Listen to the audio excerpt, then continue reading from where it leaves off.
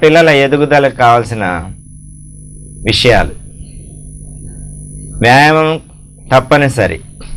మనం అందరం మాట్లాడుకున్నట్లు ధర్మాలు తప్పనిసరి పిల్లలకు కూడా.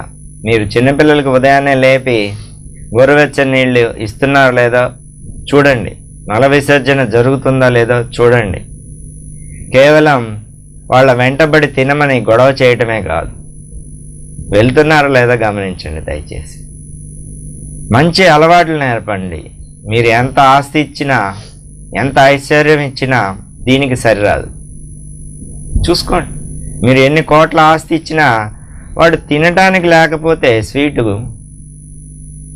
ఉపయోగం ఏముందండి చెప్పండి. మల విసర్జన సక్రమంగా జరగకపోతే దీర్ఘకాలిక మలబద్ధకం వల్ల వాడికి వచ్చే జబ్బులు ఎన్నో ఉంటాయి. ఆరోగ్యమైన ఆస్తిని ఇద్దాం పిల్లలకి. ఈరోజు కార్యక్రమంలో